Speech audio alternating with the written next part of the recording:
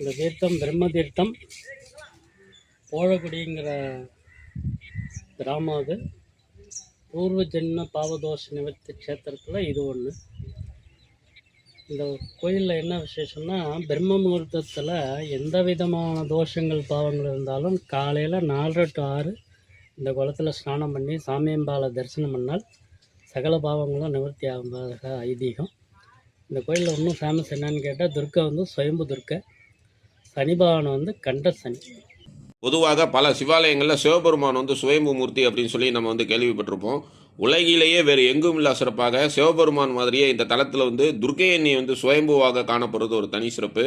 மேலும் வந்து இந்த தலத்தில் இருக்கக்கூடிய துர்க்கை எண்ணி வந்து அம்பாள் சன்னதியோட வாயிலே வந்து காணப்படுறாங்க. பொதுவாக துர்க்கை எண்ணியோட சன்னதி வந்து கோஷ்டத்தில் வந்து காணப்படும். இந்த தலத்தில் பார்த்தோம் அப்படின்னா அம்பாள் சன்னதியோட வாயிலே வந்து காணப்படுறாங்க. ராகு தோஷம், செவ்வாய் தோஷத்தை நீக்கக்கூடிய சக்தி வாய்ந்த அன்னியாக வந்து அந்த துர்க்கை எண்ணி வந்து காணப்படுறாங்க.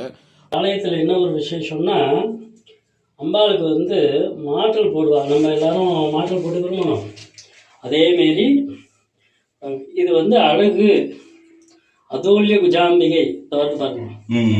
மற்ற ஆலயத்தில் இது இருக்காது.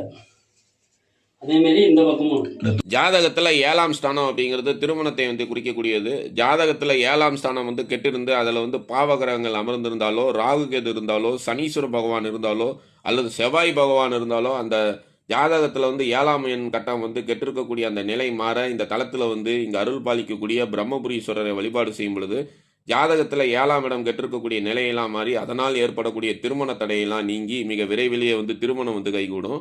மேலும் ஒரு சிறப்பாக பார்த்தோம் அப்படின்னா, நந்தி பவனுக்கு அருகிலேயே வந்து பார்த்தோம் அப்படின்னா சர்ப்பம் மற்றும் இன்னொரு பலிபீடம் வந்து காணப்படுது.